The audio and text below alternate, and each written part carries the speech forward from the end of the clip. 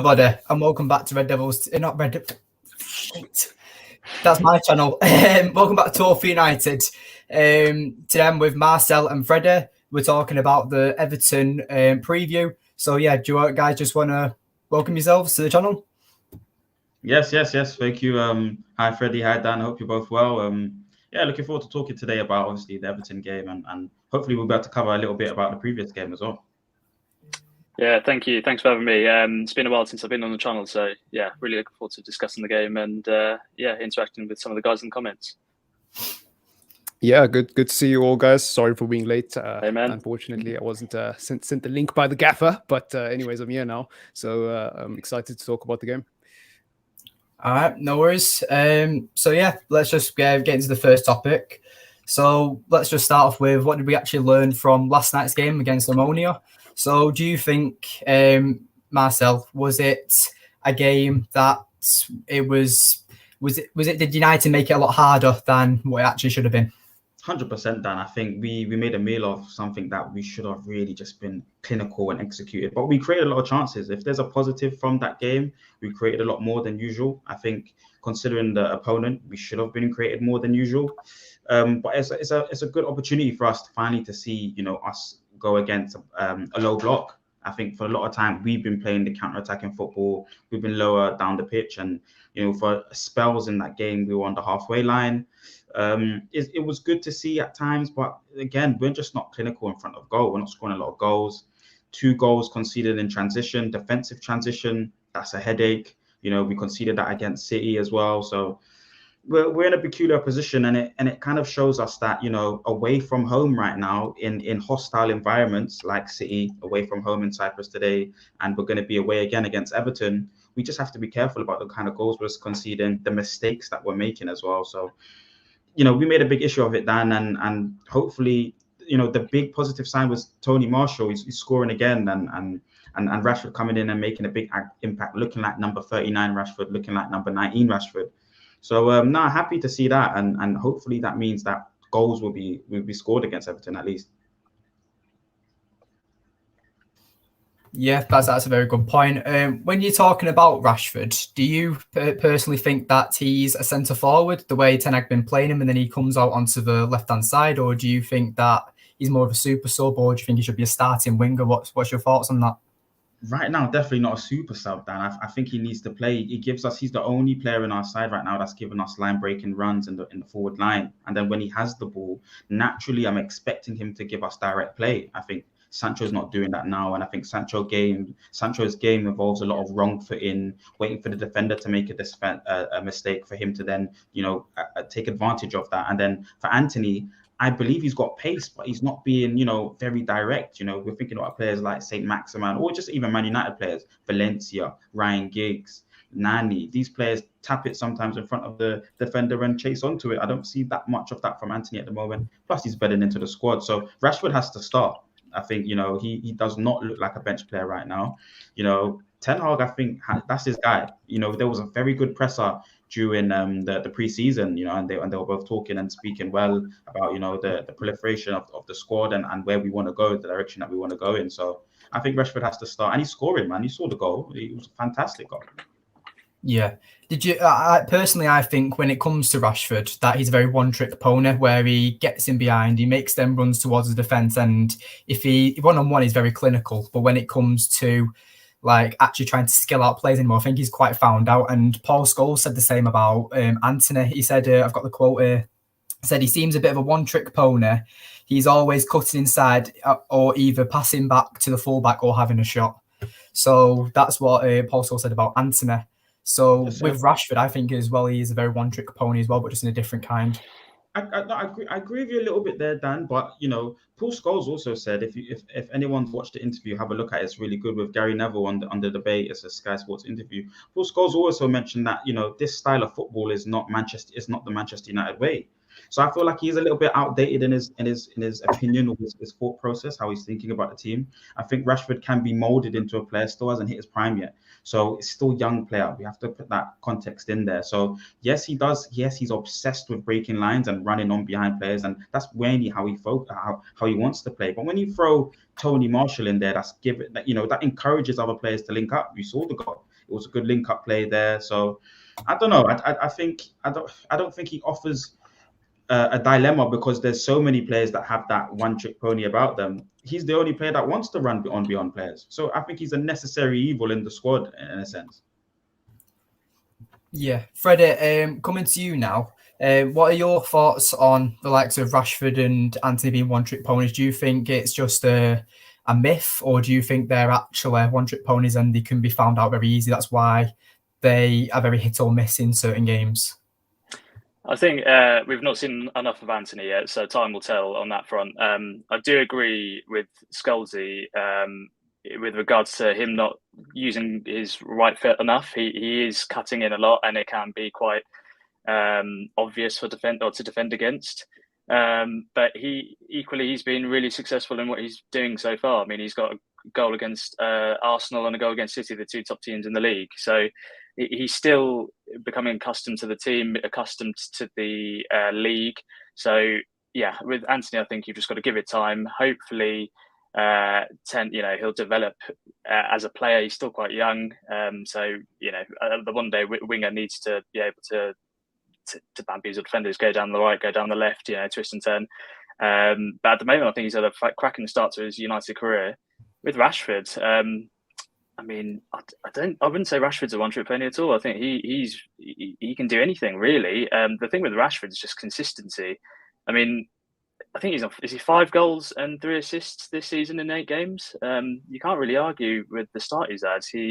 I'm assuming he's our top scorer. I don't necessarily like him as a striker, but I think he's a great asset to be utilised against the bigger teams when teams play with the higher line, because I think his best attributes running into space, running in behind. He's probably the only player in the squad that can do that. But at the moment, he's one of the first names on the team sheet. But I do prefer him on the left personally. So I think with Martial coming back to fitness, it's going to be interesting seeing what front three Ten Hag does go with. If he goes with Rashford on the left and Martial up front, who I personally think is probably our best option there at the moment as well. So, yeah, lots of positives. The wingers have also been one of the few positives this season. They've all chipped in with a few goals. So, yeah, long may it continue. Yeah. Marcus, going to you as well. Just same question for you, really. What are your thoughts on Antony and Rashford at the moment? Obviously, we've all said that Antony still needs time to adjust. But when it comes to Rashford, do you think that his time could be coming up to a close at Manchester United, because he's got less than a year in his contract now? His contract ends in the summer. So do you think he's willing of deserving that new contract? Because I've seen a lot of people talk about how he has Ten Hag should put all the players that were their expiring contracts, he should put them on a new contract just so we don't lose the value, like Ander Herrera, like we did when Paul Pogba, for example. So would you say that certain players we should give a contract based on form, or would you say just keep him because we're going for a rebuild at the moment? Well, look, I think it's very important for Manchester United to really let go of the mindset of protecting players' value, because what you end up doing is you just keep extending contracts to the point where you actually can't even sell the player and they're on high wages and they might not be in the best of form. So I've never really agreed with that sort of thinking, because if you think about all the contracts we've extended in the last few years, you think about the Eric Baileys, you think about Phil Jones. I know Phil Jones wasn't that recent, but there's so many examples of bad extensions that we've made. And in the case of Marcus Rashford, yes, he's had a fantastic start to the season in terms of goals, but in terms of his overall performance, not much has really changed. Like, I know Marcus Rashford is capable of doing what he's doing right now, but what we've seen over the last 2 years, for me, doesn't suddenly become exempt because he's had a few good performances, one against Leicester, who are bottom of the table, by the way, one against Southampton, who are mid-table, by the way, one against a very good Arsenal team, fair play there. But you know what I mean? Like, when you weigh it up and you apply the context, it's not enough for me to change my mind. So I still think Rashford is on borrowed time, but he should start at the weekend because he's earned it. And as for Antony, look, I don't agree with Paul Scholes' comments, simply because I feel like if you watch Antony, yeah, he likes to cut in and shoot a lot. That's clearly a trick of his, like most wingers. But I think with Antony, like, his game is a lot deeper than that. I just think that people only notice the flair moments when he's trying to go at people, when he is trying to cut in and have a shot. But there's a lot of subtle things, like dropping in deep, having a little 1-2 with Delo. I saw that happen a couple of times yesterday. So I feel like Antony has a lot to his game that we haven't seen yet, simply because the rest of the team hasn't really been built yet and isn't like suitable to getting the best out of our wingers yet. I mean, you could say the same about Sancho. You could say the same about Rashford when he plays out on the left. You could say the same about anyone really. Like, I feel like we will see the best of Antony once the rest of the team finds its feet, you know. But that's my 2 cents anyways. With Antony, do you think it's just him settling on the league, or do you think that he's a player that actually might struggle? Because he reminds me a bit of Jack Grealish. Now, not that he's in his playing style. I'm talking about the high, like the high price that he came in at. And do you think that because he's what was it, 82 million we paid for him? So he's gonna have to be doing things like what Mo Salah and Heung-min Son are doing every single season, about 20 plus goals and a load of goal contributions. And I think for his first season, he's just expecting a lot of them, I think. Yeah, well, I mean, listen, he's started 2 games so far. We talked about goal contributions with Rashford. Well, Antony's 2 for 2 at the moment in the Premier League. So I would say in terms of starts, that's pretty good. On top of that, you can tell that visually, Antony just looks like the type of player who actually cares. You know, he looks at that badge and he understands what it's about.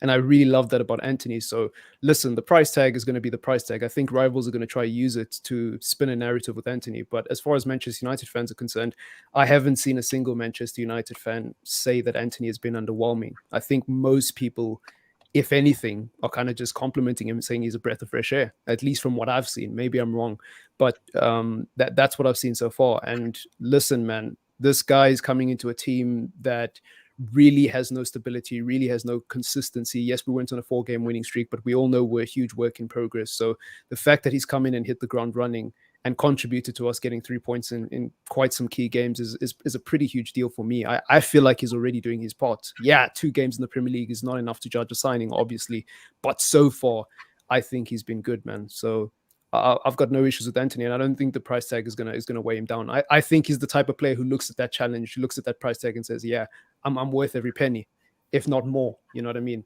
I think he's the type of player who looks forward to the challenge, and I like that about him. If it was someone like Sancho, who, as we've seen, has had a very slow start at United, yeah, I'd be worried about the price tag. In fact, I did say when we signed Sancho that, you know what, I don't think he's going to live up to the hype immediately. I feel like he's going to take a long time. With Antony, it's the opposite, man. I feel like he's okay. Yeah. Speaking of Sancho, that brings on to the next point. So I was going to talk about the next point, which is what did we actually learn from the Omonia game? And I think, again, it's certain players having another really poor performance. So like Jadon Sancho, like Bruno Fernandes. And I just think that I wanted to ask you, what did you actually learn from the game last night from against Omonia? So Marcel, do you want to go first and talk about that? Regarding Sancho, the defensive acumen is not always been there, and a lot of people are talking about, you know, utilizing Sancho in the 10 spaces, just because he's got that elite creativity. But I just think from him at the moment now, because he's scored goals, guys, he's been scoring goals at the beginning of the season. He's scored and he's contributed to the side. I just feel like he's not that traditional winger like that we talk about, you know, the likes of Ryan Giggs, Valencia, Nani, you know, these guys that hit the byline and put crosses in the box. Then I don't know if this is a deliberate tactic that Ten Hag wants to embark on, where it's, you know, we're passing back and we're recycling out the other way. But right now it's just he's not offering us, you know, goals and assists. I think that's what he has to be obsessed with at some stage of his career, is the numbers. He's still young, you know, he's still young. But that ability to get up and down the pitch, the 50-50s, he backs out a lot of 50-50s as well, guys. There's moments where he should be a lot more stronger in challenges and stuff like that. So, but he's a slow starter, you know. So, I haven't seen him, you know, later on into the season. I'm hoping that he comes into it. Big mistake to make, though. You know, he gave it to Malacia. Difficult pass for him to control, last minute kind of thing, after he realized he couldn't go on the right side because there was somebody there ready to press him. I don't know. He's learning. It's a learning process for him. Last season was a terrible season for someone to come into. I mean, very, very difficult season for someone to come into. So this is his first season under Ten Hag. I think he might even look better off the right, guys. You know, in the preseason, he was looking sharp. And I think Sancho's one of those players that needs underlaps and overlaps. He needs somebody to distract somebody else for his 1v1 or stuff going around. Position player, creative player, yeah. So it's like he needs underlaps and overlaps, and that synergy with Delo is very, very clear to see. Whereas it's not there yet with Malacia. Yeah, I completely agree. I personally think that we should try Sancho in as the number 10 spot, because I think that Bruno has been poor at the moment, and I think I would drop him for the Everton game 100%, but we'll talk about predicted 11s or favourite 11s in a bit. But as a whole, what do you think about the number 10 role, Freda? Do you think that Eriksen should play there, or do you think would you try Sancho there, or would you keep playing Bruno there? I think this season Ten Hag's not really deployed a natural 10. I think probably our most natural fit for that position would be Bruno, but I think one of the things that Bruno's doing this season is he's been deployed a lot deeper, and that's why we're just controlling some games better. I think the partnership between him and Eriksen in the midfield, with McTominay as well, has been brilliant. And what we're seeing is Bruno not advancing too far forward at crucial times and leaving space behind, which last season was just getting exploited and leading to opposition chances. So I would say Bruno in that position if Ten Hag were to deploy that formation. Sancho, it's an unknown. It's not his natural position. He's not played there before. I think. Left wing. He played most of his games there for Dortmund. Actually, he played most of his games on the right, but he had a better XG on the left at Dortmund. So he's not gonna play on the right now. We've spent 80 odd million on Antony, but he's a good option to have should Antony not play. But he's in a tricky spell, Sancho, at the minute. He's not had a good few games. But so it wouldn't surprise me if he does get dropped this weekend, and I'm sure we'll get to that when we talk about the teams later. But I think the competition for places at the moment is very good, and Ten Hag needs to create that culture whereby you're in the team if you play well. And effectively, Rashford at the moment, if Martial comes back fit, like I mentioned earlier, I can see he probably will be the starting striker. So, and given Rashford's form, I think he will start on the left. So that leaves Sancho ultimately on the bench. So, yeah, he's in a bad bit of form, but hopefully a spell out of the team does him some good. Or if he plays, he just plays himself into form. But yeah, we need him firing on all cylinders. His development's probably not been as good as we hoped, given the reputation he came with when we signed him from Dortmund. But again, last season was just a complete anomaly. Everyone was just awful. So he's shown glimpses of it this season. But yeah, we really need him to fulfill his potential. And I think we've got the right manager for him to do that under. But yeah, he just needs to get that sort of competition with Rashford, and hopefully they sort of egg each other on like Rashford and Martial did a few years ago, and we see the best of him soon. Yeah. Go on, Marcus, 1 second. I just want to talk about Sancho a second before we move on to the number 10 position. Is that with Sancho, I think that the reason I play him as a number 10 first is because he's not relatively quick, and with how fast the Premier League fullbacks are, I just think that he'd suit playing with the link-up playing the number 10, that's all. But yeah, Marcus, over to you. Yeah, I think it's an interesting one because I don't know if anybody noticed, but I mean, yesterday Bruno came off for Martial, and at that point Rashford was already on the pitch. I think Antony was still on the pitch and Ronaldo was playing up front. So essentially Martial was playing in the 10 and he kind of killed it. I'm not going to lie. Like, I like the idea of Martial playing in the 10. That's obviously not going to happen because he's going to play as a striker, but that would be nice. I think Eriksen is probably the best fit. Look, I've seen a lot of people talk about Sancho playing in the 10. First of all, I think on paper, it sounds nice. It sounds like a fun idea, a cool experiment for Football Manager. But to be honest, man, I don't think him changing position right now does him anything positive, right? First of all, he's low on confidence. Second of all, he doesn't really have a great relationship with a lot of people in the team, just visually in terms of the eye test. He's not really reading the game properly. He's not really sure what he should be doing at times.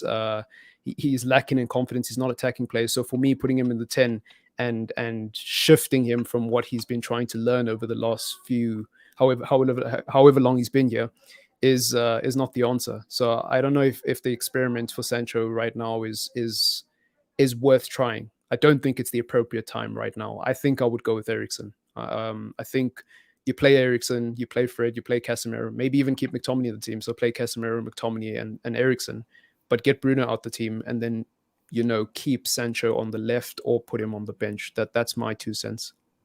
Yeah, I mean, this guy Apex here is just put in the comments about Bruno needs to find another club because he doesn't understand what Ten Hag wants.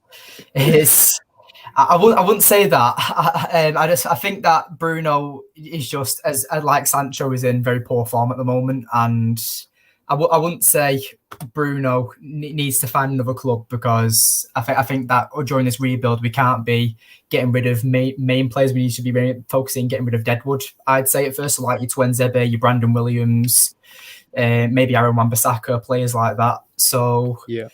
So yeah, but we'll move on because it's spent 20 minutes. Can I just say something on it quickly, Dan? Can I just say Go on, something yeah, quickly? go on, So firstly, Marcus, just quickly on the Sancho thing, I think the reason why we don't put Sancho and maybe even Eriksen in the 10 is their defensive accuracy. What they give us in terms of energy, pressing from the front and running backwards in terms of transition. I just don't think they can do what Bruno does, aggression and all that side of the game.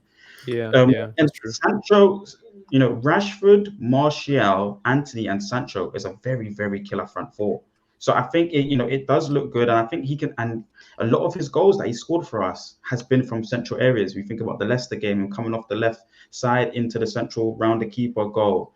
The Eriksen gave him assist, I believe, in the Europa League from the central area. He runs into that central area, so I think he understands the middle part of the park quite well.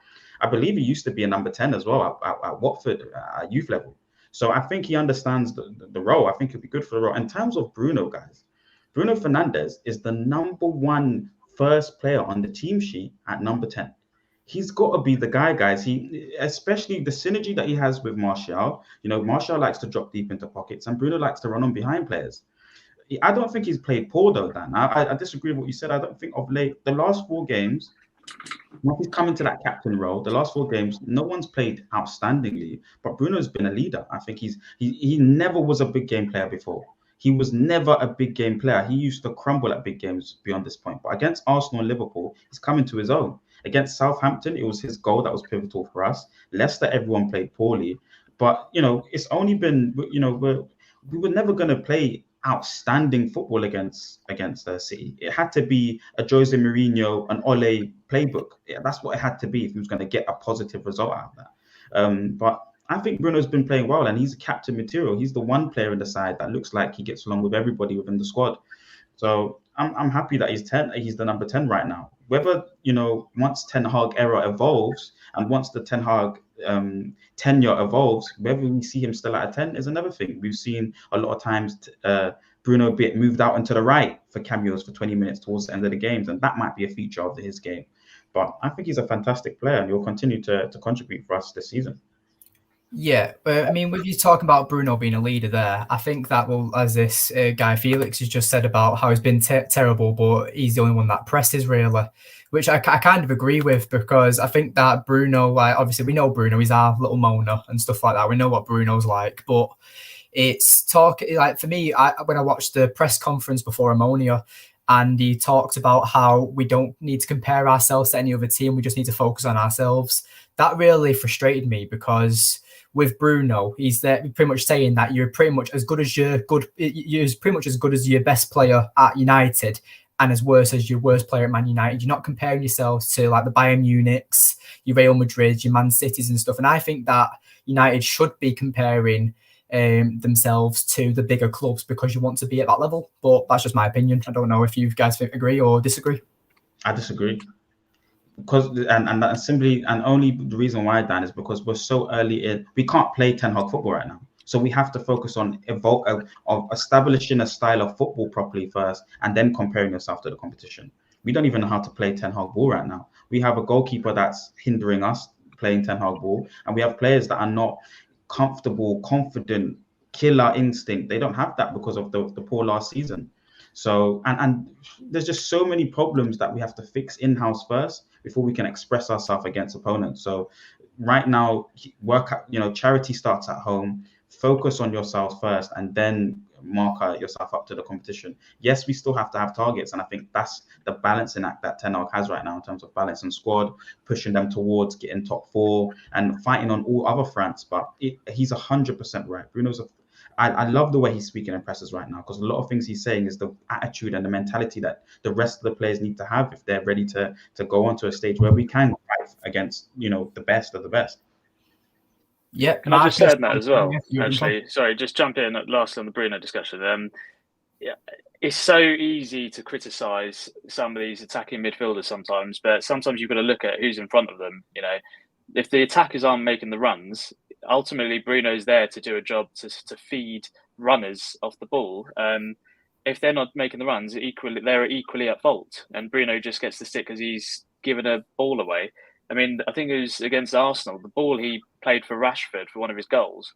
I don't think many other players can do that, you know, certainly not in the team, if not the league. Oh, it was Ericsson who passed it to Rashford. There was one, Ericsson passed to Bruno, and then Bruno passed to Rashford. I can't remember which one of his goals it was. And it was superb. And I just think some people have a very short memory on Bruno because God knows where we would have been a few years ago without him. Yeah, the moaning isn't great, okay. But all teams have some of those players. Ultimately, if he delivers results, then that's all I care about, really. I think other teams have the right not to like that. I mean, I think it was in the Liverpool game. When Salah scored, he didn't give him the ball back for about 30 seconds. I mean, you need these types of players. They're winners, winning mentality. And I think giving him the armband has been fantastic for him. He was very good in those 4 games when we were on a winning streak. At City, no one was good.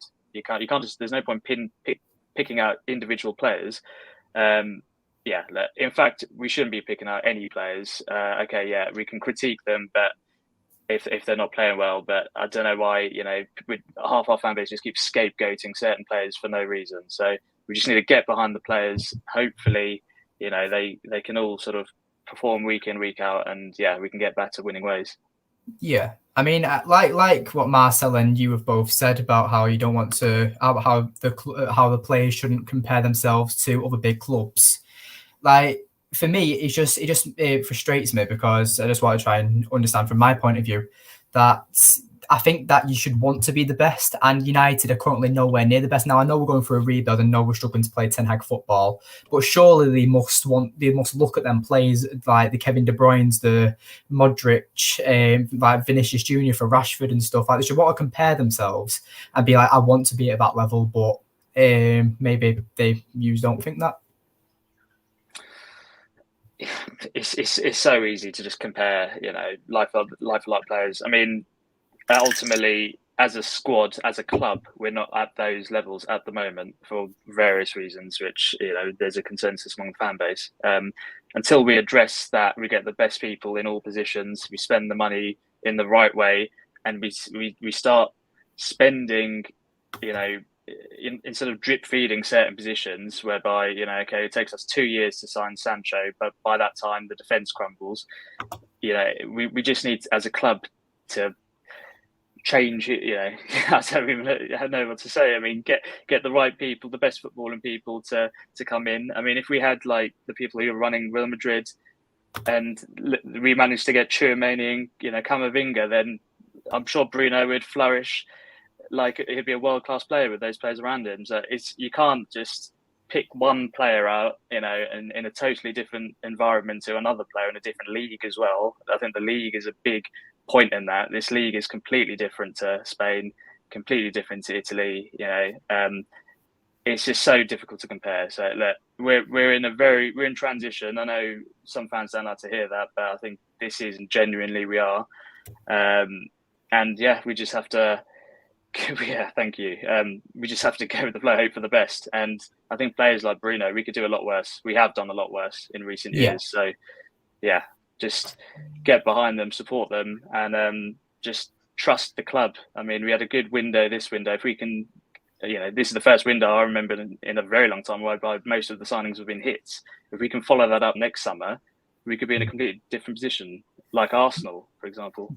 With the signings, like as much as I think that yes, they're great signings, we've massively overpaid, I think. And because for me, for likes of Antony, he's about a 40 million, maybe 50 million pound player max. Casemiro, I think we could have got for about 50 million with hard negotiating. I mean, all of a sudden, then you see that the players that we've overpaid for, the price starts to, like the budget starts to increase and how much we've actually lost out on. Because then when you think about the players that we've overpaid for, there's about 60 million there of what we've overpaid on. So you could have got the Frankie de Jong, or you could have got like another midfielder or a forward and stuff like Gakpo or someone like that. But we won't go into that too much. But we'll just talk about how injury setbacks. So obviously we've got news today about Varane is a doubt, but he's a possibility of playing on Sunday. Van der Beek is what does it say? He's training on grass. He's training individually, so Van der Beek could be a possibility next week. Maybe, I'm not sure. Harry Maguire late October, and Wan-Bissaka is no sign on.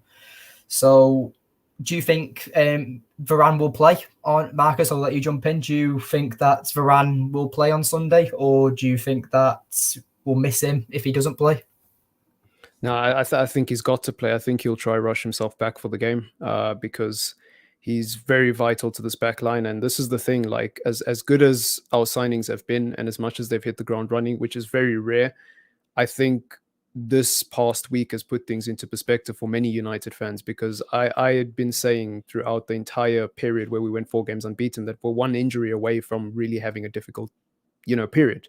And so it's come to pass. We're one injury away in every position to being back to as bad as we were last season and seeing the same old red flags, So it's scary times. I would hope that Varane is back in time. In terms of the others, man, the tragic story of Donny van de Beek at Manchester United, someone needs to make a documentary, because it's just sad at this point, He looks like a defeated man. I don't see a way back into the team for him, because it like on top of not getting opportunities, he just can't seem to stay fit nowadays. Then you've got Wan-Bissaka. That's a weird situation, because I said yesterday on a show that whether you think Deleu's good enough or not, we need a new right back. If you rate Deleu, we need a right back to push him. If you don't rate Deleu, then we need a new right back to start and potentially a backup. So we need a new right back anyways. And it really puts things into perspective. But in terms of the game at the weekend, I think Varane will be back. And I think we'll do just fine if he's back in the team. Yeah, I completely agree. Varane's a very crucial player. I'd say the same with Eriksen, and I think certain other players as well. I think Malacia has also been a bit shaky at the moment. Would you start Luke Shaw? And do you want to jump in? Do you think Luke Shaw should start over Malacia at weekend, or do you think Malacia's worked hard enough to keep his place? Go on, Freddie. Do you want to go? Thank you. I think Luke Shaw, I'll be very short and sweet, Marcel. I think Luke Shaw has to start. I think Malacia's had a tricky few games. He's come off 45 minutes in the last 2 games. He's had a good run before that, but he is still very young, new to the country, new to the league. And Shaw's actually looked quite good when he's come on. So, yeah, I think competition for places in that position is only a positive.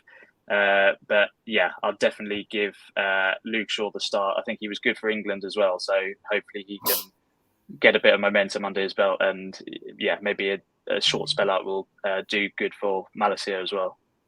Yeah, I'll second that, to be honest with you, Dan. But just I would like to say that I think Malacia's a better fullback out of the two. But Luke Shaw seems to, when his position's under threat, play well. So it's perfect competition for places there. But he's a bench player at best for me, still in my mind. Malacia or Shaw? Shaw, I'm talking about here. Malacia is someone obviously that is coming into the league. He's had a massive test against Saka.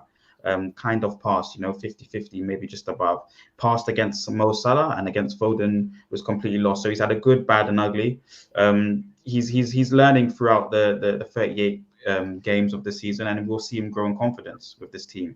Still has to be better in terms of offensive output. I think Luke Shaw's got that category above him right now, but the other two, in terms of midfield and build up and defensively, he definitely is way better than Luke Shaw. In terms of the next game, I think you definitely have to start Luke Shaw. I think Malacia's just had too many mistakes in his game right now, maybe shot for confidence. So, that's where I'm at with that. Can I jump in and also just say, like, the thing about Malacia is, like, I feel like because he came in and he was so good, people have completely thrown context out the window with this kid, man. Like, this is a guy who's coming from Feyenoord, very young player. Majority of us, if not all of us, knew nothing about him before Erik ten Hag wanted to sign him. And it wasn't really a deal that people were excited about. I know I wasn't. He exceeded all my expectations and then some. So this is a kid who's really punched above his weight, and I think he should be allowed the opportunity to get bedded into the team rather than just throwing him in the deep end, because we saw those handful of good performances and now we just assume he'll be okay. I personally think just take him out the team, let him fight for his place with Luke Shaw, let him have that reassurance that he does have a future at United, but not yet. Don't make him think he's a guaranteed starter now. That's what I would say. And so yeah, I would start Luke Shaw. And even though we all know Luke Shaw's, I don't know how everybody else feels on the panel, but I feel like he's also on borrowed time at United. He's still good enough, I would say, under the current circumstances to play and get us a result. Like, I don't think we drop points against Everton because of Luke Shaw. Yes, he's not good enough. Yes, he has his issues with fitness, like long term. But I still think, as Marcel said, offensively, he contributes something. And even defensively and in build-up, he's okay. You know what I mean? He's not like terrible, in my opinion, personally. So, yeah, I would start him this weekend and then just let him and Malacia battle it out, man. Yeah, I agree. So I think we're all pretty much in discussion that and agreeing that Luke Shaw definitely should start a weekend.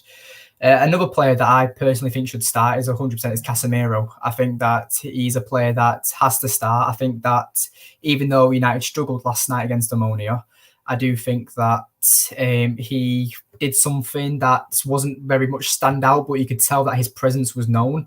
And I think that he will make a massive difference if we play him on Sunday. So does anyone want to jump in on Casemiro?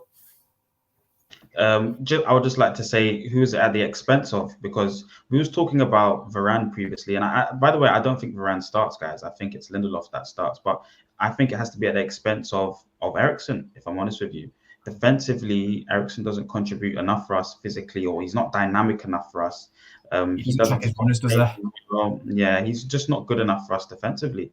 Against Everton, it's going to be another dogfight game. It's going to be another game where they're going to be very, very hostile. It's a very, very hostile atmosphere at their ground. So, confidence and just bedding your way into that game, securing the first 25, 30 minutes with no goals, minimal mistakes, and hard tackling and defending against a very, very dynamic Everton side. I mean, they've got Iwobi in there now, all ball carriers. Every single one of their midfielder is a very well astute ball carrier and is very clever with the ball. So for us, we need players like Casemiro, and for me, Scott. I think Scott has to come back in there and show that he can improve from what's happened after that 6-3 absolute mauling. Everyone played shocking. So I think Scott has to come in there with Casemiro for me. And it's almost a little bit of a revert back to Ole ball, and the fact that it was a number 10 with 2 6s securing that any mistakes that he makes kind of thing. So, and that will most probably get the best out of Bruno. But yeah, Casemiro comes in at expense for Scott, for Eriksen for me. Can I jump in and just say, like, on the point about Ole ball, I think this time it will be different because we finally have a CDM. So McTominay can actually be a box-to-box midfielder, which is pretty cool. So I think Casemiro starting allows Fred and McTominay to actually play games for Manchester United and actually be decent players week in, week out. I genuinely believe that Casemiro is the key to getting the best out of Fred and McTominay. And on the point about Eriksen, like, I don't agree with Eriksen being dropped, but I 100% agree with your reasons for dropping him, if that makes sense. Like, I've been saying Eriksen should play more advanced because I think him playing in a deep role is hindering him. I don't think defensively he's good enough. I don't think he tracks runners. And I think, quite frankly, it's a waste of his legs. I think him running around doing defensive work, even though he's not good at it, is a waste of energy. It's energy he could be using going forward. And that's why I think Eriksen should be playing in the 10, not necessarily because I think Bruno has been that much worse than Eriksen. I think they've both been similar this season, with Eriksen being slightly better in my opinion. I would play Eriksen in the 10 and get Bruno out the team, but I know some of you disagree, so that's just my 2 cents. Do you think, quick question though, and it will be for everyone, do you think that Casemiro is trusted in the 6? Because I feel like you're suggesting that we should put Casemiro in the 6, Marcus, and that would help Scott McTominay's game, which I agree with you. I just think Ten Hag doesn't trust anyone to play his Maverick 6. He wants a 6 to play almost like a 10. They have a free role, they can break lines, they can carry the ball through the lines, they conduct the game almost. He doesn't have anyone that can do that. He tried that with Eriksen against Brentford. He tried it with Fred against Brighton, and the first thing that Fred done was make a poor pass out to the low. You know, he doesn't have anybody that can grab hold of the football, protect it, distribute it. And Casemiro, that's not Casemiro's game. His game is an elite break-up, destroyer game. His game is not, you know, the ballet kind of free flowing that Zidane Iqbal brings to the game, but just is not mature enough to deliver at the moment. So I just don't feel like we still have a problem in the midfield the way Ten Hag wants to play. Yeah, no, we do. By the way, too much, I think. Yeah, no, we do. We have a huge problem in the midfield, and you're 100% right. I mean, the fact that, you know, a 5-time Champions League winner has been sitting on the bench is a huge indication that the manager doesn't really know how to use him. You know what I mean? Like, Casemiro is a signing that Erik ten Hag was offered as an alternative, and he almost couldn't say no to, despite the fact that he didn't really want him. You know what I mean? So I agree with you 100%. We do have a problem. And the thing is, for me, it's like the lesser of two evils. So what are you going to do? Are you going to play Casemiro and compromise your play style, or are you going to try fit square pegs into round holes by playing McTominay as the deeper version in a 3 of McTominay, Eriksen, and Bruno? Well, that worked against Arsenal very nicely, and it worked in parts against Leicester. It worked in parts against Southampton, but I don't think that midfield 3 is very sustainable. So it's kind of the no-brainer for Erik ten Hag. So I get what you're saying, and I agree with it 100%. But what other option does he have? Because you either use Casemiro or you don't. And the thing is, like, as much as Casemiro is not an elite level ball playing, you know, sort of regista or deep lying playmaker, I still think he can do it at a decent enough level, at least better than McTominay and Fred anyways, right? So yeah, I don't know. It's a weird one, but like, what do you do if you're Ten Hag? I think you have to play Casemiro personally. Like, how long are you going to keep Casemiro on the bench and run this McTominay experiment with Eriksen? I just, you know, I can't see another way personally. I don't know if Fred's got a different opinion. Something I want to say about Casemiro firstly as well, before we talk a bit more about him, is that I find it a bit strange how Ten Hag said that Casemiro wasn't ready for the Premier League, but then he throws the likes of Antony right in the deep end at his debut against Arsenal. I think if that was Frankie de Jong who came in, I think he's going in that team straight away as well. So I think that because Ten Hag necessarily didn't really want Casemiro, he maybe treated him a little bit differently to how he did with his other newer signings. So, but that's just my opinion. I don't know if you have thought about it, because it said that I read somewhere that it was a Murta signing who got Casemiro, and it wasn't of actual Ten Hag, like it wasn't on Ten Hag's shortlist, should we say? But no, I wonder what you think about that little theory about has Ten Hag treated Casemiro differently to the likes of Antony and Eriksen? I just say, I know Freddie wants to talk, sorry, but can I just say quickly, like, I personally think what happened was he wanted de Jong. We messed up the de Jong deal, and they were like, can you want Casemiro instead? And he was like, yeah, okay, fine. I think that's what's happened here. Like, I think he got off with Casemiro as a byproduct of the fact that we messed up the de Jong deal, and he's kind of just been like, okay, whatever. You know, Casemiro or nothing, I'll take Casemiro, thank you. That's just my 2 cents, but go on, Freddie. Look, Casemiro, there's no doubt his qualities, but the signing is such an anomaly. It's so difficult to go from Frankie de Jong to Casemiro. They're just 2 different ends of the spectrum. In terms of why Casemiro has probably been treated differently, you've got to remember Ten Hag managed Antony. You know, he managed Martinez. Malacia was in the league, so he knew of his qualities. Eriksen is a product from the Ajax academy, and I think that he trained with Ajax in between his spell at Brentford. So Ten Hag's more accustomed with those players. Casemiro, we don't know who signed him. It could have been. I'm assuming. I'd like to think it's Ten Hag, that given that he's been given the players that he wanted. However, he's very different to Frankie de Jong, so we'll never know the motive behind that. But I think Casemiro is no coincidence why he's been bedding in compared to the others, because he's new to the league. He's new to the style of play. Real Madrid play a totally different style of play to the Ajax game, to what United are looking to, the style that Ten Hag's looking to implement.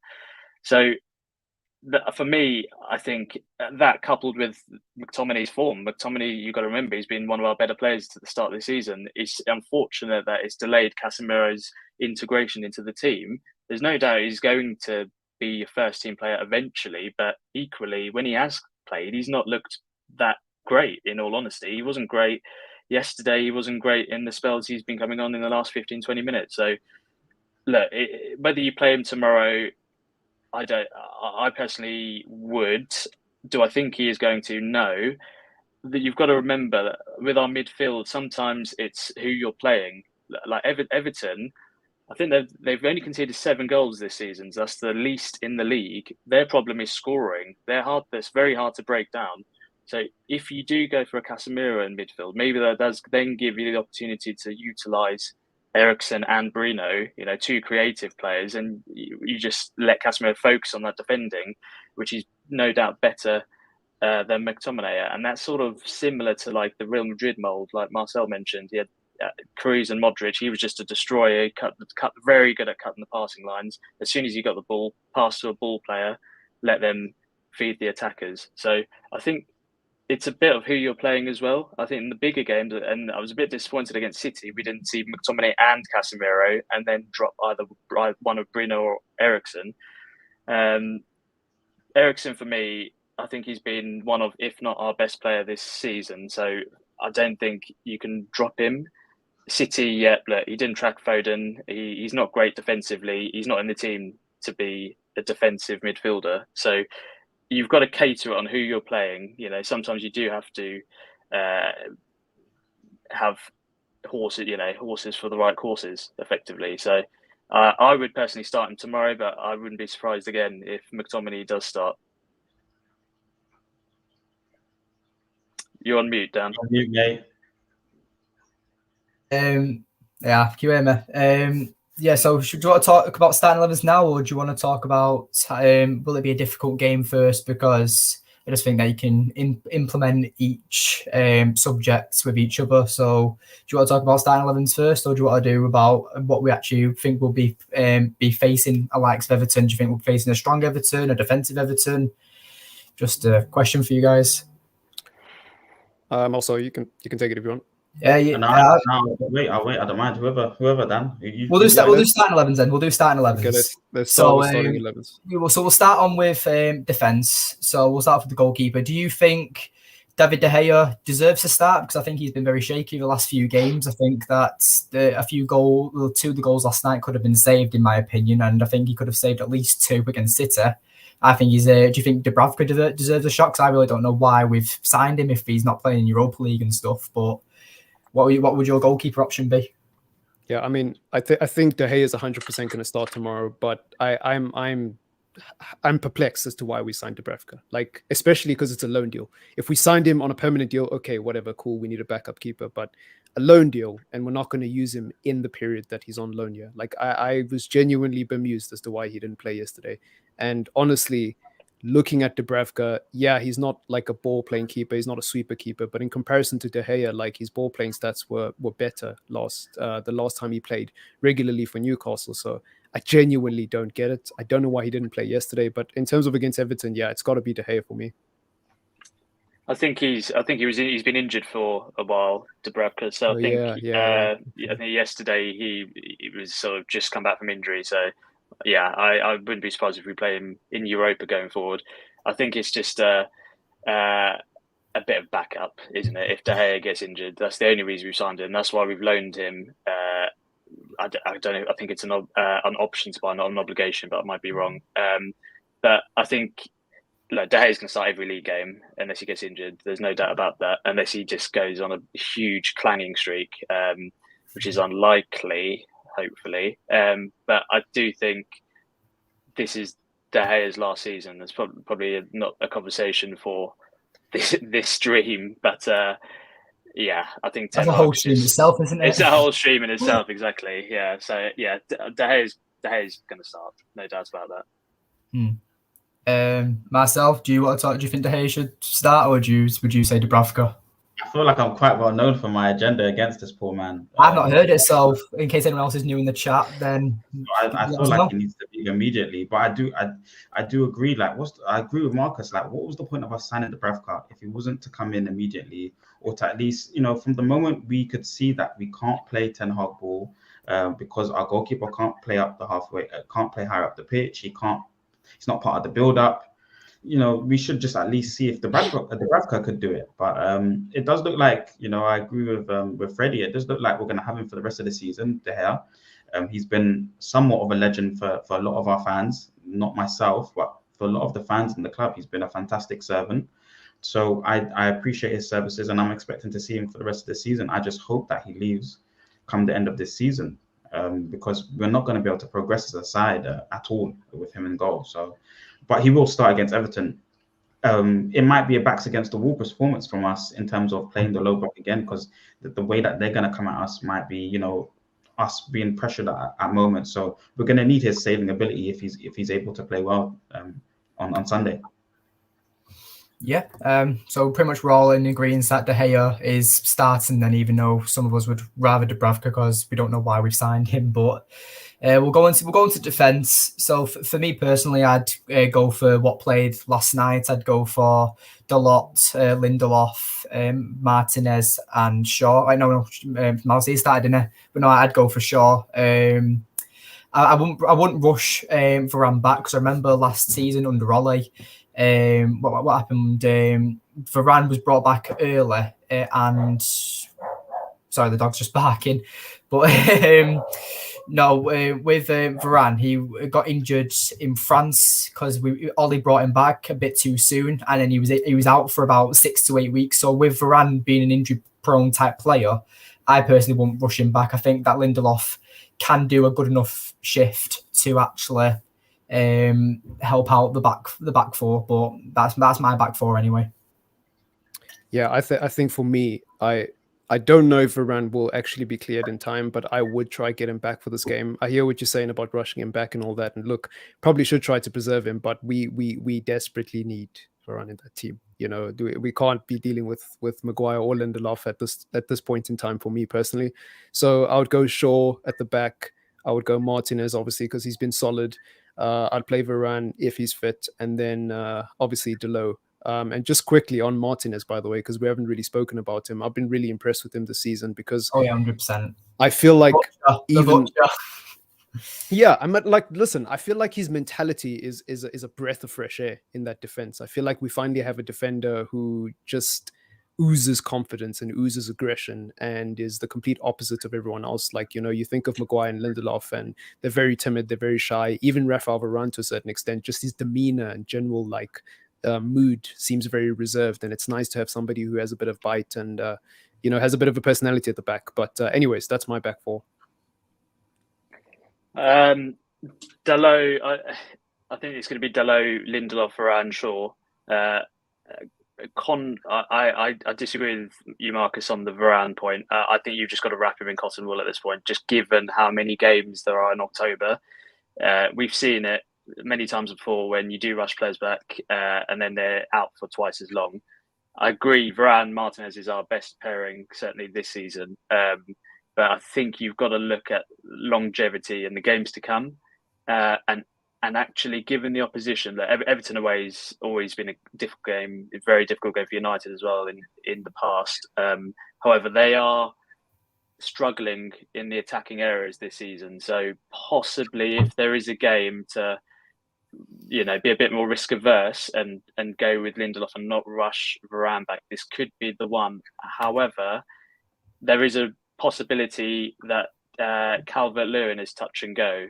So he's injured, Calvert-Lewin. I think he's on the way back, and they said he's similar to Varane. He could play actually, so they could throw him in equally. And I mean, it links into the day conversation we've had. I just have that horrible flashback of when he chased down that De Gea goal kick and it went in. I don't know if you guys remember that. So yeah, and I fear that given how good he is in the air and how poor Lindelof is effectively, I fear that could be a bit of a chink in our armour. But yeah, I think it's going to be Dalot, Lindelof, Martinez and Shaw at the back. Marcel, what's your back four? I think Shaw has to start for sure. Sure, and then below, obviously, I agree with Marcus in the sense, or just on what Marcus was saying about, regardless, we need a right back. I think we can upgrade on Dalot, even though he's the one that, for me, looks like he's soaked in so much of this Ten Hag ball and looks like the one that's evolved so much as a player. So hopefully he's able to contribute in a positive way against Everton. But it'll be them two on the fullback, Shaw and Dalot, and then the centre-back partnership, I think, will be Martinez and Lindelof. It didn't look too good against Omonia yesterday. Lindelof's making a lot of mistakes. We were talking about Lindelof being timid, definitely very timid. we need, centre backs, and we've spent so much money previously or recently on centre backs, but we need a new set of centre backs. Well, it'll be those four. That will be the back four. It's just worth noting as well, Lindelof, just playing devil's advocate, he's not played much football this season. So, and Martinez is a completely different new defensive partner. So, I guess a bit of leeway as to last night's performance at the back. But yeah, hopefully he regains some match fitness and he can fill that void should Varane or Martinez not play for whatever reason. Yeah, right. We'll move on to the midfield. So for me, I would. What formation are we doing? Are we doing Ten Hag's 4-2-3-1, or are we doing the 4-3-3? Because I don't know how really Ten Hag sets up. Really, is it 4-3-3 or is it 4-2-3-1?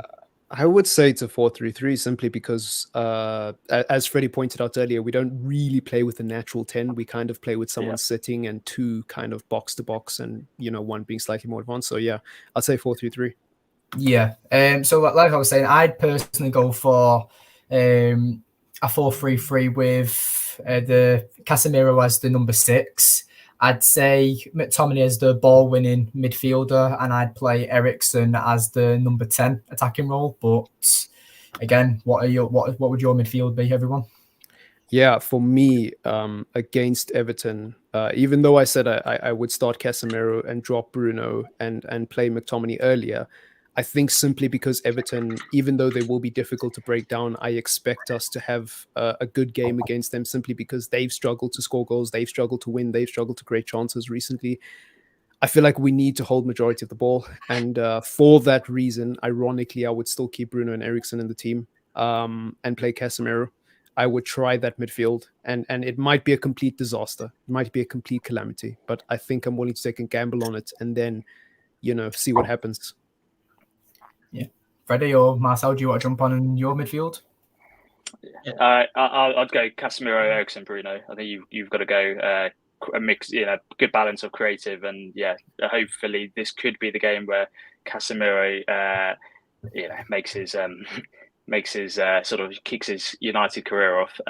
One thing I will say is I think one of the biggest positives from an Everton perspective this season has been Onana and Idrissa Gueye, as well as Konokodi and Tarkowski.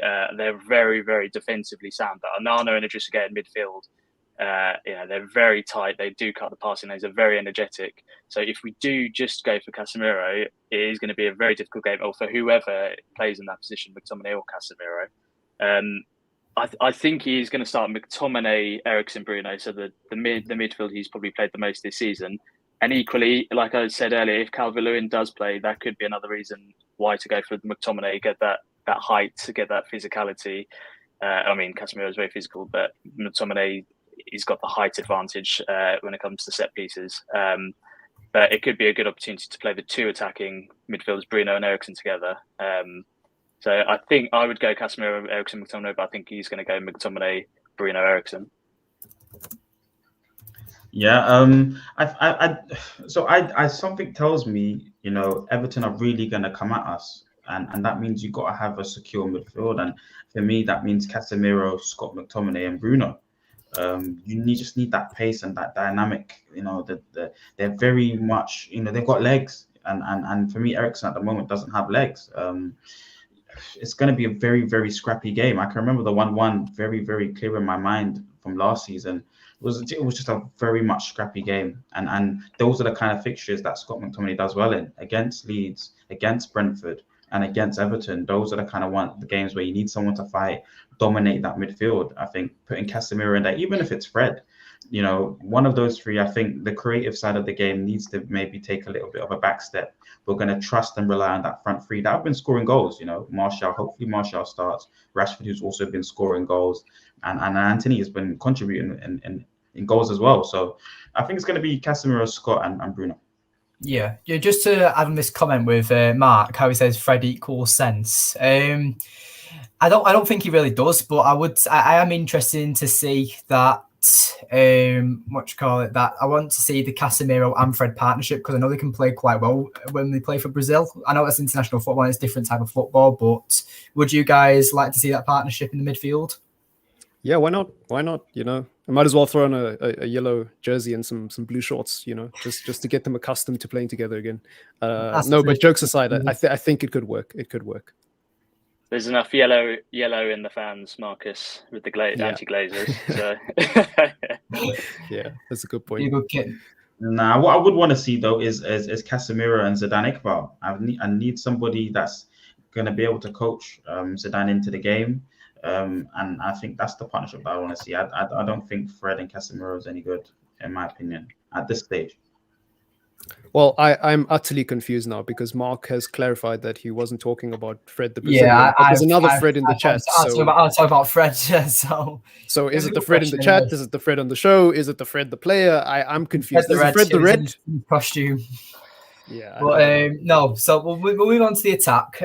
So with the forwards, personally, I'd honestly start Martial on the left wing, Anthony on the right wing, and start Ronaldo in the middle. But that's just me. I think that Ronaldo, even though he missed quite a few chances last night, I think that was just down to match sharpness, and I think that he would be very frustrated with himself last night from not scoring them easy chances. And I think that he'd be working really hard in training today and tomorrow. And I think that he will come back with a vengeance next time he plays. And I think Everton's a perfect game for him to play.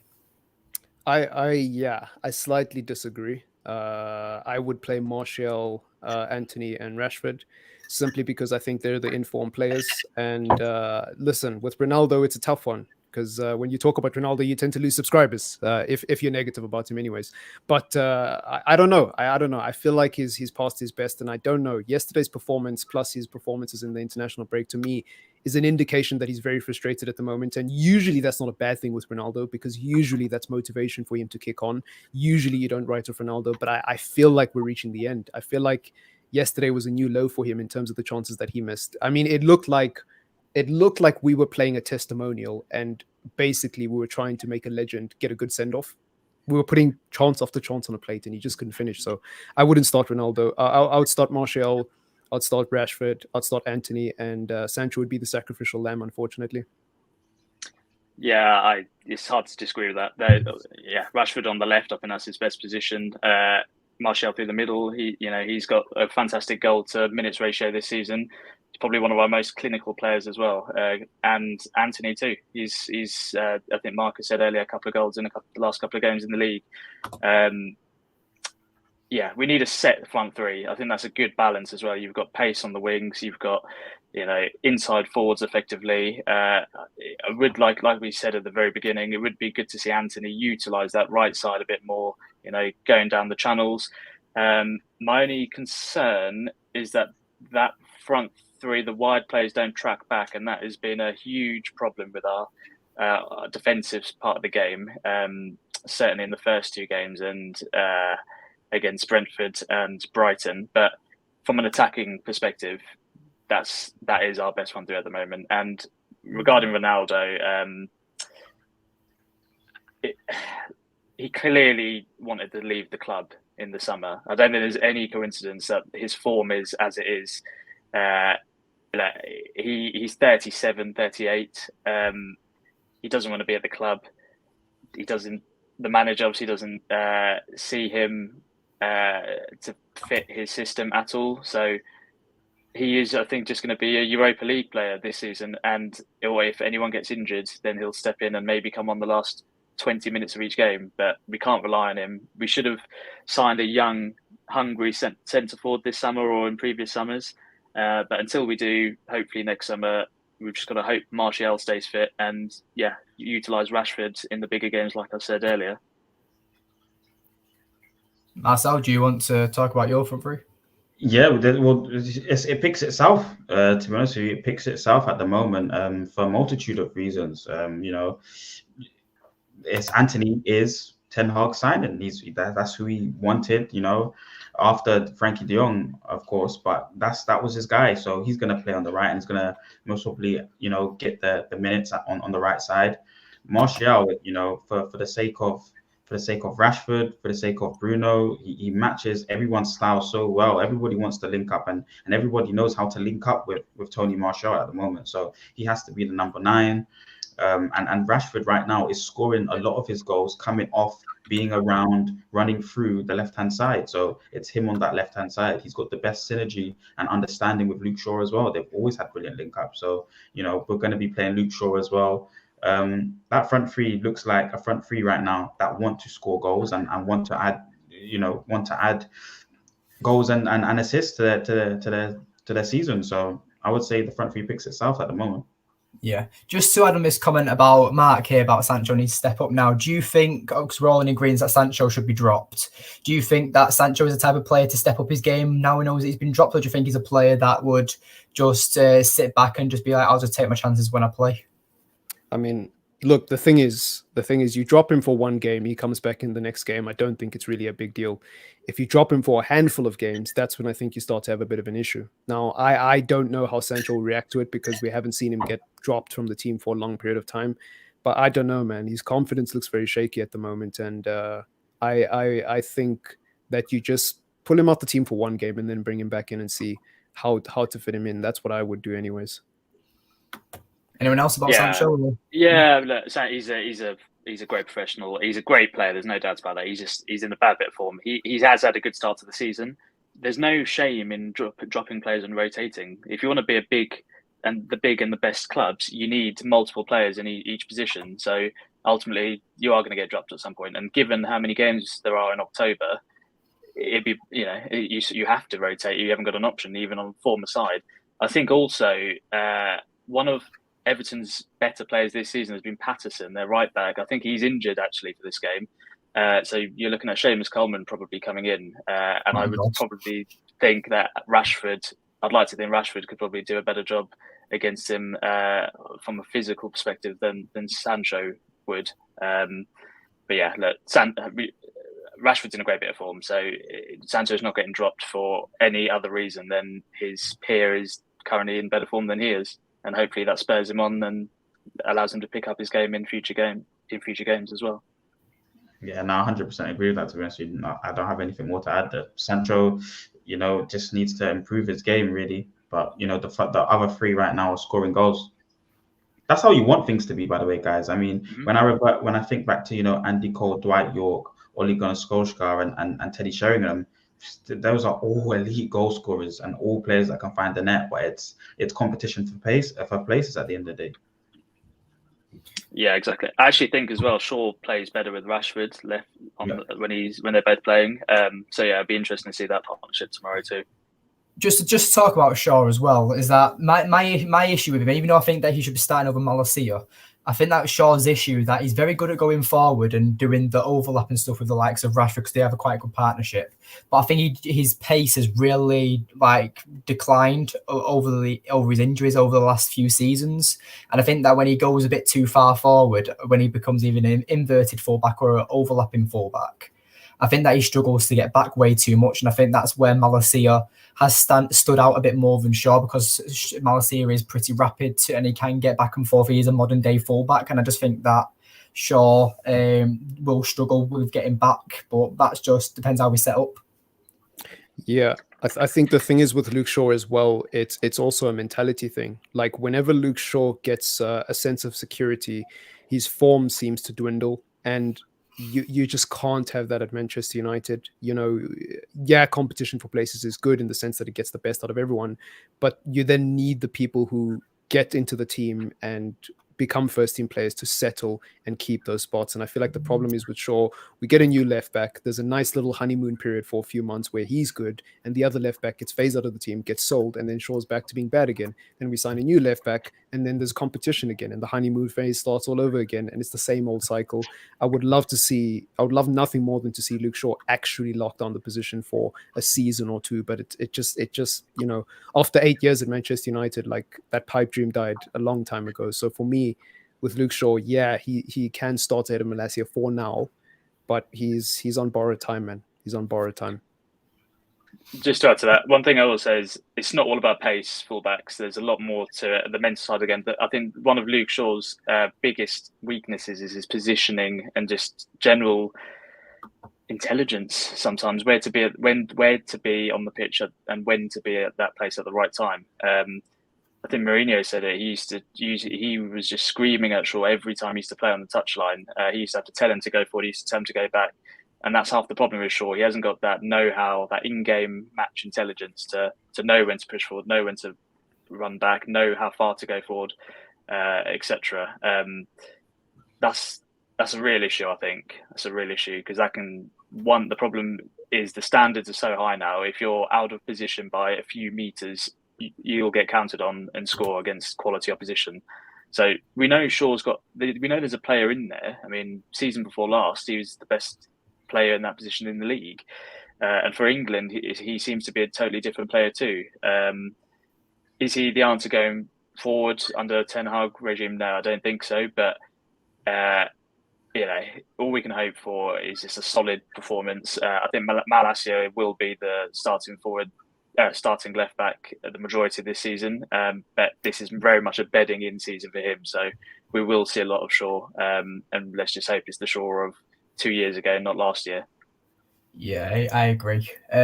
So with our starting 11, some of us have gone different to others. Mainly you guys have gone for quite similar, where you start Rashford and Martial at the same time. Personally, I think that because they've only both been recently out injured, I'd only start one over the other. I wouldn't play both of them just in case.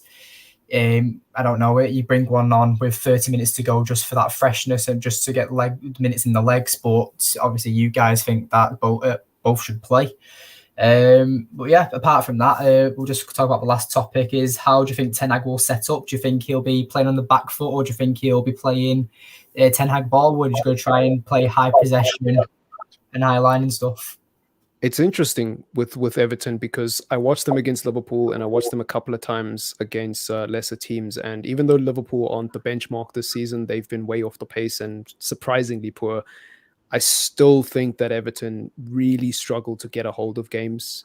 They have moments and periods where they're able to get a hold of possession and create chances, but it's all bark and no bite, if you know what I mean. So I think that Erik ten Hag has got to approach this with a positive mindset. He can't be too pragmatic.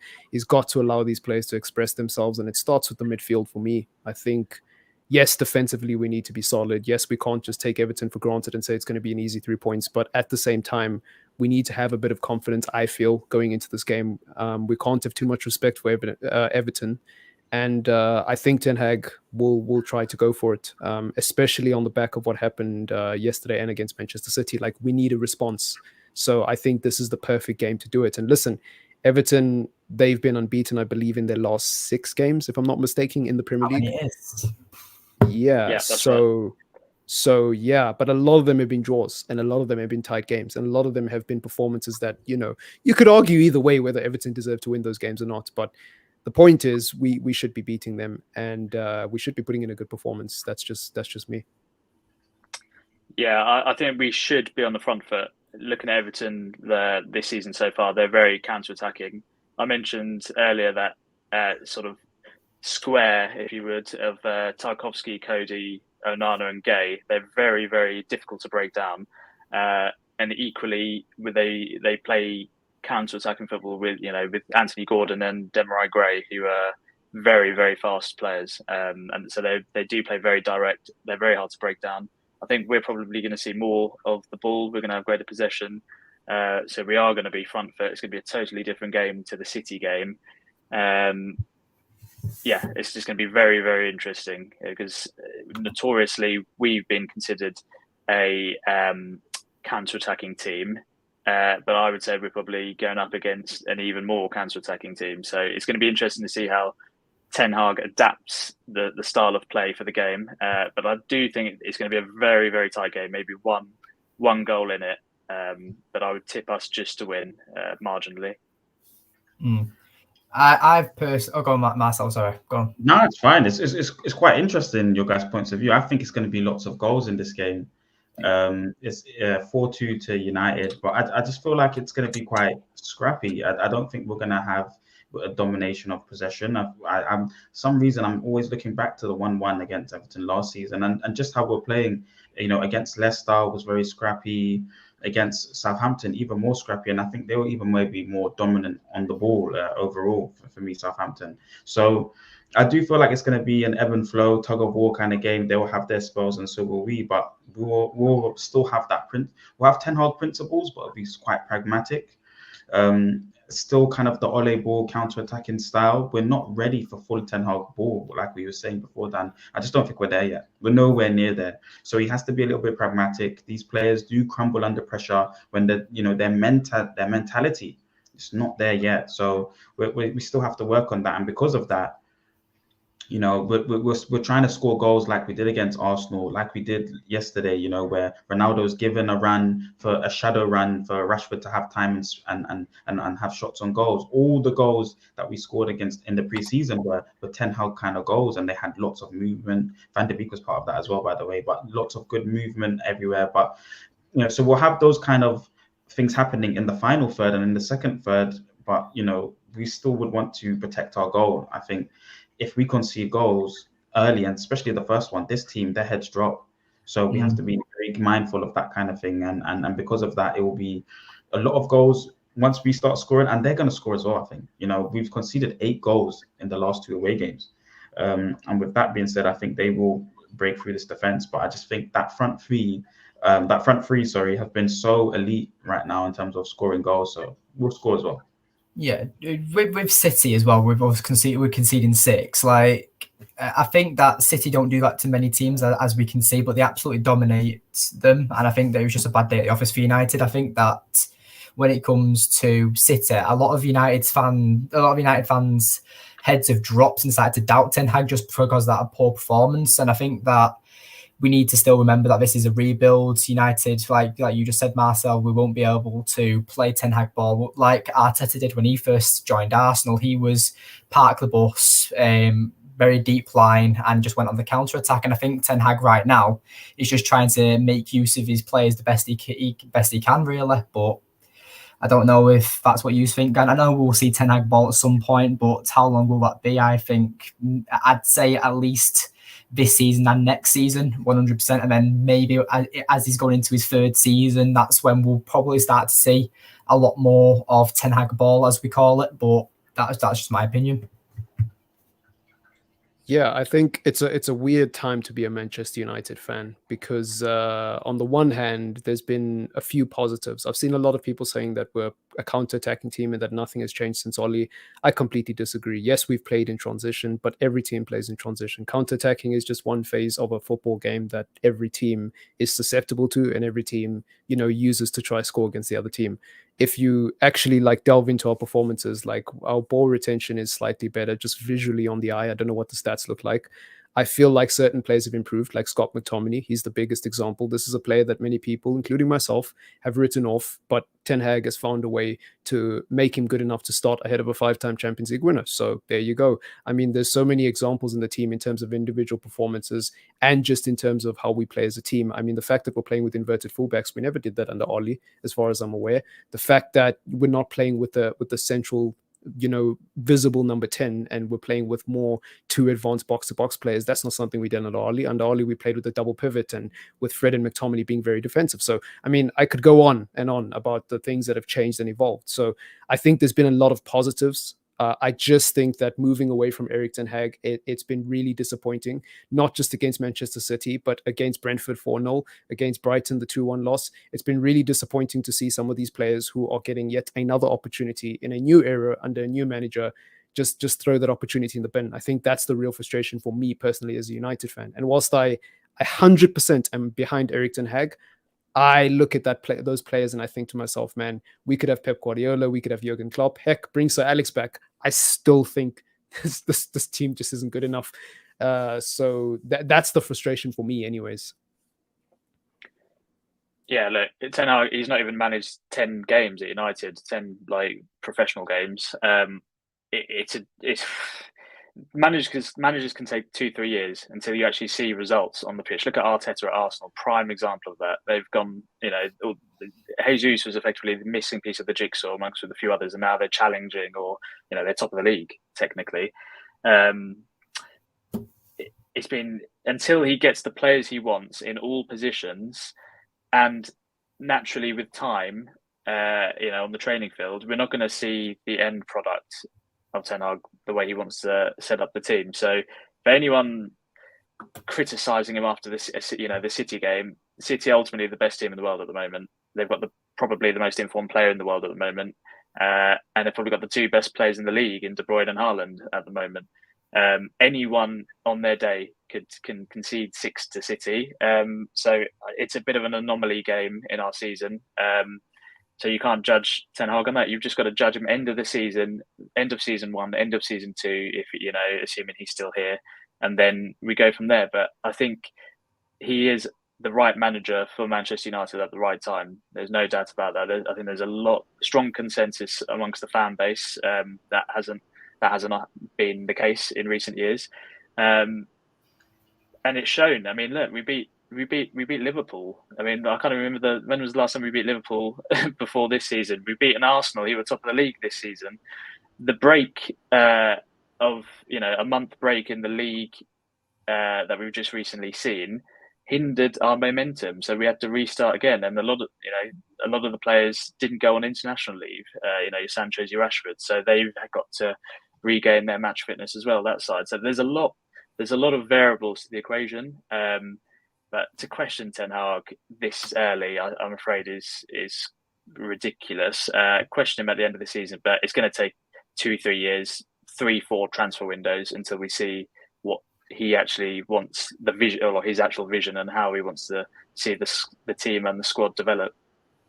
Yeah. I agree with that. I mean, Ten Hag ball maybe comes into prominence once you've got the right goalkeeper. This is basically the spine. Once you've got the spine, you can start laying the foundations of Ten Hag ball. What I would say is that he's fighting on so many different fronts, even in-house with the board. We have to allow this manager and fans as well to give him complete backing. And that means allowing him to make mistakes with signings as well. Pep was allowed to do that. He had made a mistake with Bravo. Even the back line, Mangala was given the opportunity to sell these players once he makes the mistakes as well. Nolito, these players didn't work out, but he was allowed to purchase these players. Okay, they don't work out, and get rid of them very quickly. That he has to trust his boardroom to execute that kind of deal. He has a very good sporting director as well that he's worked with at different clubs. And that helps with the structure of the club as well. So I think there's so many factors that Ten Hag's fighting on and fronts that he's fighting on, which means it's going to take a bit of time for Ten Hag ball to come into prominence. But we cannot write him off after one game. Pep finished 3rd in his first season. Klopp finished 6th in his first season. They both made astute signings like Ten Hag has made, and this is a process. They're well-oiled machines now, 6 years deep of management with the one club. I wouldn't say that we need to give Ten Hag that much time, but at least give him the season and next season to work his magic. I think it's a process, and he's been adamant and said that consistently for a while now. And this is going to be a difficult season. There'll be more games simply because we don't have the type of players. He's had to make do with what he's had already, and he was very adaptable in those first 2 games against Brighton and Brentford. He's changed things up already. So there's positive signs with this manager. This is the guy, by the way, guys. This is the guy that will get us the Premier League, that will get us the Champions League. I 100% believe that. It's just a thing that takes time. And we've seen that with the best managers here in the league. In terms of the players coming in, that's on the board now. We have to trust that this board gives him exactly what he wants, and we have to judge that window by window. Time tells those kind of things. So, management of players, trust within the board. I think he's done very well so far. Yeah, I completely agree. I think that's pretty much everything that we need to talk about. Do you guys need to talk about anything else? Any other topics that you'd like to talk about? No, I don't think so. I will say one thing on Everton, though. This is not really related to United, but it will be interesting to see how they go about the rest of the season with Lampard, because it's really unfortunate how they haven't been able to get any wins, and hopefully that misfortune continues against us. Hopefully, we beat them. But it will be interesting to see what Lampard can do, man, because that team has so many issues, and one of the biggest issues is they just don't have a goal scorer. I mean, Maupay missed such a good chance against Liverpool a few weeks ago. And I feel like in terms of quality in the final third, there genuinely will be no reason for us not to win tomorrow, but that's just me. Yeah, I reiterate what I said earlier. I think it's going to be a tight game. They've conceded the least amount of goals in the league this season in 7. Losing Richarlison for them was just huge at the beginning, the start of the window, and they haven't replaced him. Mopé's nowhere near good enough. Although he did secure a few points a few weeks ago, scoring the winner. They rely so much on Calvert-Lewin. I just hope he's not fully back this weekend. And we turn up. We need to get over the City result as soon as possible, brush ourselves off, and get points on the board, because this season is a very unorthodox season. It's very stop-start. We need to. These are the type of games we have to be winning, getting 3 points from. And like the guys have said, our forward, if the potential forward line is in a bit of form, they have got some goals recently. So yeah, fingers crossed they'll pull together, and we get another 3 points from the Scousers this season. Yeah. This is important. This is such an important month for us. I think it's 8 or 9 fixtures this month. 9 fixtures this month alone. So it's very, very demanding time for us. And this short period here, I think we've got Everton, then Newcastle, then Spurs, then Chelsea, and then West Ham. It's a very difficult spell, but the next few games are nice to us because they're all at home. So we have to pick up points here. This is a very, very important game to then go in front of our fans and play against Newcastle, which will be another tough game, and then again against Spurs. So this is important that we win this next fixture for us against Everton, and at least do something well away from home, and then against Newcastle, I think it gives us a lot of confidence, and we should be able to win that game as well. Yeah. So, did anyone else want to add to that, or? No? Right, we'll do score predictions then and just go from there. So, personally, for me, I think it's going to be 2-0, depending on how Ten Hag will set up. But obviously, that's just my opinion. I think Ten Hag will win 2-0. I think United will score in the first half as well as the second half. And I just think that Everton just don't have enough to actually break down United's defence. So, what are your score predictions? I'm going to go with a 3-1 United win. I don't see us keeping a clean sheet, but I do see us dominating the game and scoring loads of goals. And I don't know who's going to score first. You know what? Actually, I'm just going to go with the Martial goal to open things up. So yeah. I'm going to go a 2-1 tight game, a bit more conservative. And I'm going to go with an Anthony as the first goal. Usual, cutting in, top bins, left hand, left peg. Although I would like to see him score with his right, so that can quash my theory that he hasn't got a right foot. But yeah, 2-1. If the front three is Rashford, Martial, and Anthony, we'll finish the game 4-2, and each one of them will score. Bold prediction. Very, very confident. I still think Ronaldo's going to score. He's going to start. The GOAT's going to score. He'll score the 2 goals to win, I think. So, and I'm just going to, like I said, I think he's going to bounce back after a poor performance last night, and I think that he'll just absolutely boss the game if he starts. But I hope he does start. But anyway, so yeah, we'll end the stream there, guys. Do you want to plug where people can find you on social media or YouTube, etc.? Yeah, you can follow me on Twitter at @MTRXPLEM. I talk a lot of nonsense on there. And then you can also subscribe to me on YouTube. I post daily. So yeah, that's where you can find me. Yeah, and just follow me on Twitter. Handles just below. Thank you. Yeah, same. Twitter handles there, Marcel11 or 10. I think I'm Marcel.10books on Instagram as well. No worries, guys. Right, great show. Thank you for tuning in. Comments, and yeah, I'll see you in the next show or whichever show I'm on next, as well as everyone else. So yeah, thank you for a great stream, guys. Thank you. See you later. Bye bye.